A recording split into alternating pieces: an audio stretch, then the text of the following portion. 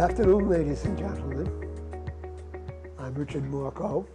And I'm Gus Steeves. How This are you is the today? Long Hill Report, and as usual this month we have Gus Steeves. And quite a bit is going on. We're facing something rather big Just a little bit. this week, and that is a dock strike nationally. Somewhat on, it's originally going to be just the East Coast, but the West Coast is acting in support. Mm-hmm. And our neighbor from the southeast, is the Secretary of Commerce. Okay. And when she was asked about it, she basically said, I haven't really been paying attention. Gee, surprise, surprise. So your government would work. And we have much going on in the Middle East. Uh-huh. I don't know if you know who Eric Schmidt is. I've read the name. I don't remember who he's He's a talking about. mathematician. He was in Field Capital. I find him very interesting. Mm-hmm. But he said, he enunciated, and it gets noticed because he is somebody of some import. But everybody, I think, has been thinking this. So we might be going to war in Israel, we might in Europe. And we don't know who our president is. This is true. We don't. More or less, yeah. Biden is on his lunch hour. Has been for some time. And And Kamala Harris is pretty much too. she really, she's not, she doesn't seem to be thinking about anything that's a war going on. I mean, yeah, it'd be great if she's saying, I'm in there with the president, waking him up, Uh-huh. and I'm on top of this. And The here's problem what is we're doing. she's not, and She's neither not. is he, and most of the crowd that are around them aren't either. Now, So well, that's the problem. I'm going to say people I wish might go to sleep.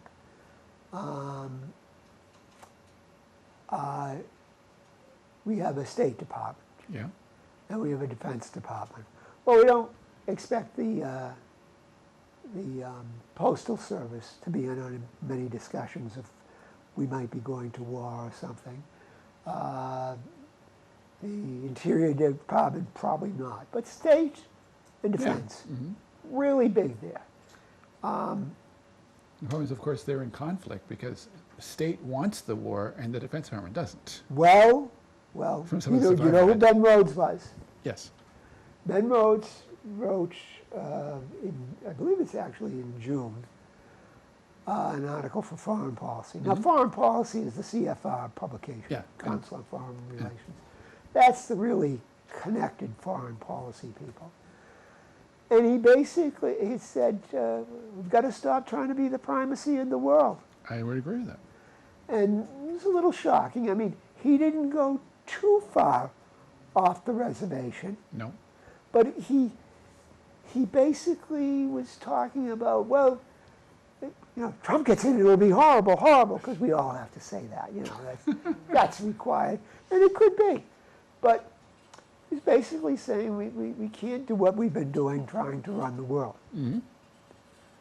Who is Ben Rhodes' bestest buddy? Offhand, I don't know, but I didn't either until I was looking into this. okay. So don't feel too far off. He's pretty close with Jake Sullivan. Okay. That They doesn't run a surprise me. kind of a think tank. Okay. Now, undoubtedly, if Ben wrote this, Jake knows about it. True, but that doesn't mean just because Well- they're friends doesn't mean they agree. Well, wait a minute. The Times of London, they weren't meaning this as a compliment to Jake Sullivan, Yeah. but they were going on about how Blinken was trying to push allowing the Ukes to send the rockets into Russia. Yeah. Supposedly, Jake demurred. So, I mean, there's a good possibility that Jake might be part of the reality community. We'll not see. a great, Not a high not a probability. great, but yeah, you got, but if Rhodes is saying we got to stop this, and Jake is saying no, we can't bomb into Russia, that's all to the good. It is, absolutely. Blinken, he's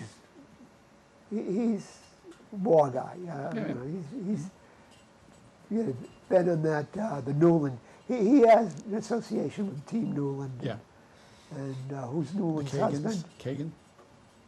Yeah. Yeah. So he's a neocon. Yeah. Oh well, the problem is most of them are. Most of them are. I mean, it's really a matter of most of our government key people are neocons. They're just slightly different factions of the neocon I don't community. think Rhodes. I don't know to tell you. I don't think he's ever been a neocon. Now, defense has been the group that has mostly been saying, gee, maybe this isn't the greatest idea. Sure. Defense has real problems. Well, yeah, no kidding. And they recognize among other things that if we get sucked into war, we really can't fight it for very long. No. I mean, they're the ones who are aware of the fact that, for example, that oiler ran aground or supposedly in Oman. It's like one of the few that's even afloat. Well, it was the only one in the area, Yeah. and the only one that they're going to get in the area. Exactly. So, So if you do that, your aircraft basically make one flight and then they're done. Yeah. The ships don't need them because they're nuclear powered, but Well, I did write an article about how the Navy is in bad shape. oh, yeah. And I mean, they've had just. I guess they might have a couple of ships back in the Red Sea, but I think we might as well call it Lake Houthi. Yeah, pretty much. I think there's a group in the Eastern Med now too, but I can't remember which one. Yeah, but that's irrelevant, really. Though I would not be shocked if something from Houthi land could get to the Med. They have. They've launched missiles to Israel. Yeah, but I mean, to ships in the Med. It's possible. It's not that much It's farther. Yeah. possible, but when you get, that's not the greatest distance in the world, but once you really, you send it the farther away, Of course. I don't know, I'm not an expert, but I think the keeping it on course gets a little harder. Yeah. So there's our situation. Our Navy, we know our Navy has its problems. That's true. We know, Despite that, I guess Biden recently said he was going to send a few thousand more troops to back Israel. Did he say 1,000? That's what the story I saw said. Exactly what that means, I don't know, and exactly what he means by backing Israel, I don't really know. I mean, from what I understand, as I understand it, a lot of it was to be troops that would have rotated in anyway, but the ones that are there just not leaving to the various parts of the Middle East. And of course, did you hear about what happened, I guess, last night? Or maybe it was yesterday? Oh, the rocket attacks, yeah. No, I'm talking about the Israelis that basically blew up a large ammo supply right next to the Russian air base at Hanoi. The Russians are not going to be happy about that. And you know what that reminds me of? Did you ever read the book The Last Babylon? Oh, yes. That's how that book starts. With exactly that. Except the Israelis don't do it, we do it in the novel. But it's supposedly an accident, but it doesn't make any difference. Well, I mean, the problem is that we are run by fools, and the Israelis are run by lunatics. And that's not a good combination. yeah.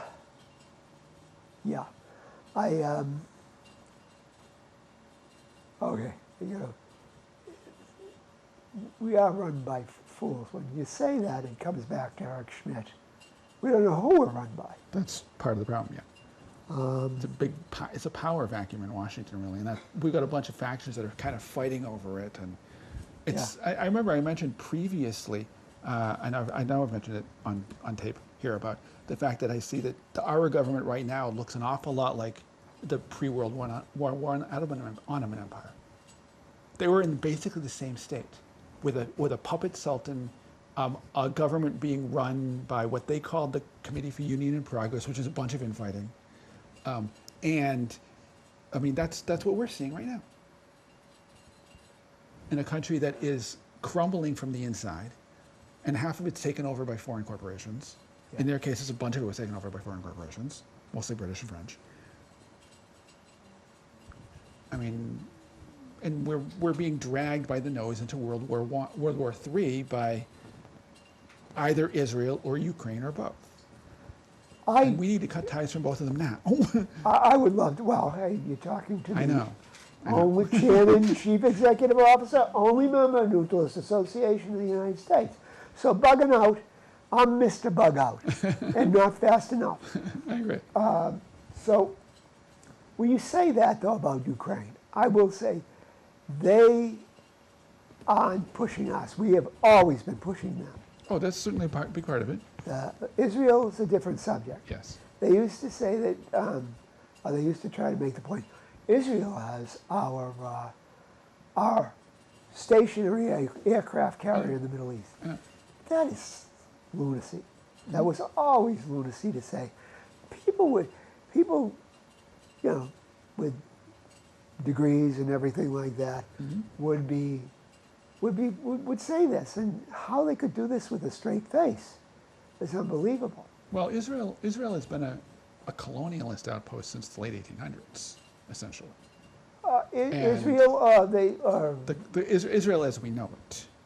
Since the 1800s. The current, maybe? well, it started started seeing heavy Jewish settlement in what was then Palestine. Yeah. It wasn't really labeled Palestine, just a part of what was Ottoman Syria. Yeah. That we know as Palestine. And that's when you started seeing Jews funneling into them. They were mostly, at that time, they were heavily Zionist. And then later they had a bunch of refugees coming in from after World War I and World War II. And then they became increasingly more Zionist as time went along, as partially being aimed at both the Palestinians and the British. And then they won independence, and they were given independence. Yeah. They didn't win it. Well, we basically sealed the deal with the UN. Well, we did, but they also managed to they had drive the British out and drive the Palestinians out to large numbers of them, something like 700,000 of them. Of the Palestinians.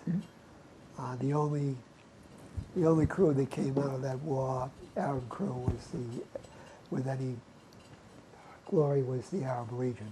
Yeah. It's how it occurred over time. The Brits held on to after World War II. That was when they just went downhill, because they went downhill everywhere. Yeah, they did. They didn't get driven out. They were happy to be run out. Well, that's a good way to describe it. Yeah, they were. If they couldn't hold on to India, which they had to give up, then they couldn't hold on many places. Got a few great bases in Cyprus still. Yeah. Gibraltar, lovely place. But there are a few weird rocks in the South Pacific. Yeah. Colonialism ends up being just a waste of time. Well, I mean, it usually ends up bankrupting the government, but it makes certain interests very wealthy. It does. I mean, and the problem is that it sort of keeps going on because of the fact that although the nation states in a lot of the colonial world exist, the authorities, the Western agencies that helped promote colonialism originally and have kind of changed over the years, like the World Bank and various IMF and so forth, kind of keep the global South under control not very well, and probably not for long. No, but they've been doing it for decades now with the way they handle their finances, and that's a big reason for the creation of the BRICS. Yeah. Because they're just sick of it. I was about to mention that. Yes, the BRICS I agree with you. The BRICS are the escape route. Yeah. Of course, it'll take them some time to create something new to give them a true escape route, but it's going in that direction. It doesn't have to be too big. I mean, No, it doesn't. I think the BRICS have it right. I mean, I think they do. that the IMF and all that, too heavy-handed. They're like, but this has been going on in this country, backing of all these people, since we're at the end of World War II, and it's been a real loser. If not longer. Well, no. I mean the Bretton Woods Agreement. Well, you know what the Bretton Woods Agreement. Yeah. That was basically, we're gonna run the world forever. Mm-hmm. But then they didn't expect, that promising to pay $25 every time somebody brought some gold, some paper money to the Fed's open window, the gold window. Mm-hmm. And anybody from a foreign country Americans couldn't own gold at that time, but everybody from a foreign country could bring $25 in, we'd give them an ounce of gold. You can't do that anymore. Mm-hmm. So, this has been a loser for us, and we've just not noticed it. But, we had the IMF, we had our deal with Saudi Arabia for oil. It just couldn't go on forever. And No, nothing goes on forever. I agree with that. I think the part of the problem is that a lot of those deals were, although they were sold as benefiting the United States, they really didn't benefit the United States. They benefited very well-connected individual, often corporate interests in the United States. Well, Some of them aren't even in the United States now. Sure. That's colonialism has generally done that throughout history. Benefits a few at the expense of the many, whether it be in the nation state they came from or the nation states they're looting. Well, everything, I think it's what's Stein's law. If something can't go on, it will stop. It won't. Yep. Right. But how it stops is what's the interesting thing. True. Right. Does it stop with a launch of nuclear weapons? Let's hope not. Does it stop with a, like what is the Biden administration or Harris is saying? Well, maybe we'll do wage and price controls, which never works. It just never works. But they got to say something, and they might even try it and say, oh yeah, okay. It was like, what's his name for WWII buttons? You don't remember those? I vaguely remember them. I wasn't old enough for them, but Whip inflation now. Okay. And everybody has a plan, as Mike Tyson says. And it works until you get punched in the mouth. Yeah. So, but how do you get out? How do you end the gimmick? All the little gimmicks. I don't know. That's a good question. Because right now we're in we're in the middle of the worst gimmick possible. I think at this point. It's like we're in the. One of the websites I read all the time is Naked Capitalism, and they like using the phrase that we live in the stupidest timeline. We live in what? We live in the stupidest timeline. It seems like everything that's happening, there's so many ways it could happen, and they choose the stupidest thing to do. And so, at least as far as foreign policy goes, anyway. And I don't know. It really bothers me what we're seeing now. I'd please this punch myself. So many weird things that are going on, and so many of these things could have been prevented easily by simply talking to people. But we don't have anybody in the government that is capable of diplomacy anymore. Oh, we can talk. The Democratic Party cannot talk to Putin. It would be the most intelligent person to talk to. Oh, absolutely. He's the one you have to talk to. But they can't, because they've made him the devil incarnate. That may be true, but then again, we used Whoa, tell me they haven't. I agree with you. They basically have. It's not maybe They true, basically it's have. absolutely true. They basically have. But the problem is they label the devil incarnate as to whoever they happen to be referring to today. Putin or Trump or but the thing Those is- two are the primary devils So apparently that, now. see, that they could still talk actually to Two? Chinese. Oh, right, the Chinese, yes.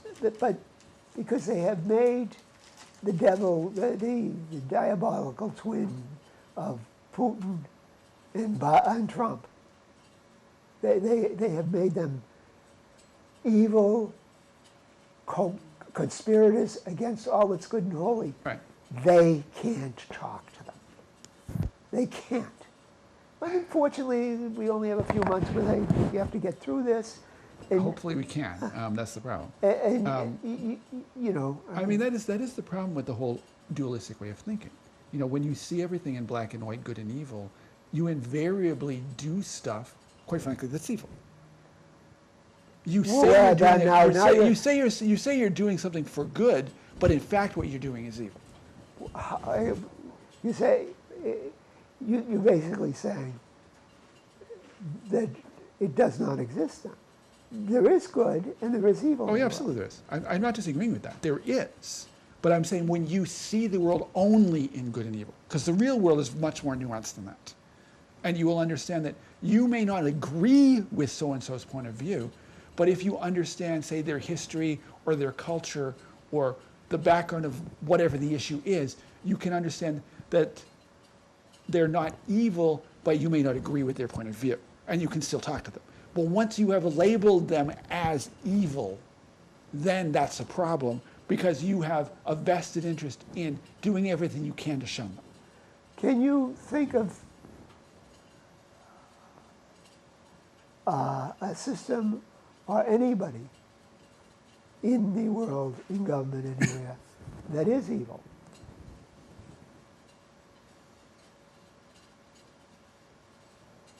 I mean, historically, I was going to say somebody like Pol Pot was evil, or Idi Amin. And I will tell you about Pol Pot that he thought he was doing the best he could. Exactly. And that's part of the problem, is that often the people who think they're doing the best for everybody are so messed up. That's why I'm working on you. I'm not trying to say I'm doing the best for everybody. You didn't expect that one. Thanks. So, you know, when are you going to have your year one? When are you going to have your year one? Year one for what? Pol Pot, they had year one. Oh, okay. Okay. So, no, I don't.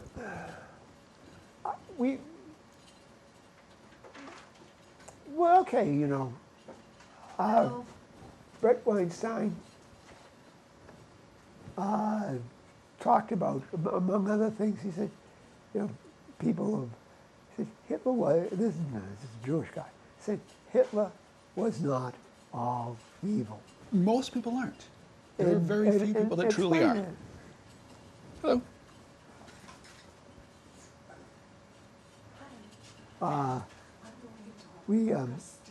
But, you know, did do evil things. Right. Oh, absolutely. That's mostly true for most people. I think there are very few that are truly, completely evil. How about completely good? I don't know if there's anybody. I can't think of anybody specifically who's truly, completely good either. That's why I said the vast majority of people are somewhere in that spectrum. You know, I think most people are mostly good. Because, and the basic idea of good being concerned about other human beings and simply wanting to live and let live, as opposed to wanting to, at least in the political sense, of wanting to, as opposed to wanting to dominate people. I would consider that attitude of being rather fairly evil. I would say it's a 50-50 thing, that I know people who just were not good, you know, some who were okay. I know a lot of evil people. Can we get on to something more pleasant? No problem. Did you watch the debate? No, I didn't. I didn't either. No. You know, you can't help but see some stuff they have on the TV. on the news stations. Okay. And I don't have TV, so I don't watch them either. I can give it to you. Other than Fox, nobody saw Trump as not Trump. Vance is doing good. All the things like NPR, all the PBS Yeah. TV, Channel 2 types of places, MSNBC, Joe Scarborough, saw Waltz. Waltz as the winner. I s- Wicked shocker. No, not at all surprised. I saw one passing reference to a poll. I think it was actually I think it was one of those post-debate audience. What's the word I want? I forget the term that I want. Where they're sitting in a room and they're asking people questions and Focus group. Thank you, focus group. Where they decide they were watching it all along and asking people how they changed, what their views were. And originally they had been less than 50-50. They thought that Vance was not going to do very well at the start, and from what I was reading, that particular group switched to about 70-30 in favor of Vance. But I don't know what the origin of that polling group was. So yeah, what I had seen of Waltz before and Vance, I reviewed Vance's book okay, for the Sturbridge Times yeah, magazine. I thought Vance would show up better because he is, first of all, he's a good writer. When I've seen him on TV, he doesn't drool at the mouth. well, no, yeah, Not that Waltz actually drools at the mouth, but the presence isn't there. yeah.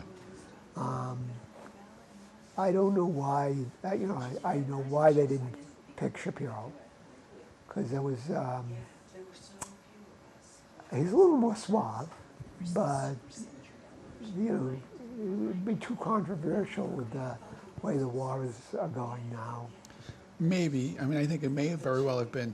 We've seen for years and years lately in the Democratic Party that the top of the ticket doesn't want their next in line to supersede them. Unfortunately, that means the ticket's going down like this really quickly. Well, look. Okay. Trump is definitely, I think Trump is going downhill. Oh, I think he is. I agree. He's not going downhill as fast as Biden is, but he's still going downhill. No. Yes. Well, Biden's already reached the bottom. Maybe. Yeah. And we're not even arguing that anymore because he's been supplanted. Yeah. But if he chose his second in command on that basis, he can't have, because Vance is in control of himself. True. Yeah. Well, but on the other hand, though, he could easily have been chosen for Trump, as could Waltz, I suppose. Well, The issue is depending on what the power factors in the parties are, and how they want to influence things. That's not that unusual. Backdoor deals to get people in power have happened repeatedly. I mean, think about the fact that Kamala is even the candidate now is basically a backroom deal. Is that what? Basically a backroom deal. She didn't get any votes when she was running. No, but after But it does make logical all sense you that the could- vice president would succeed the president. she was all you could do after. Kind of, yeah. Yeah. If they had if they had gotten Newsom, they would have, people would have been saying, "Oh, you didn't want the woman on the ticket." Well, they couldn't. Well, that's true, I suppose. And of course, I remember seeing some brief talk about Newsom being her VP running mate, but they couldn't do that for constitutional reasons. Yeah.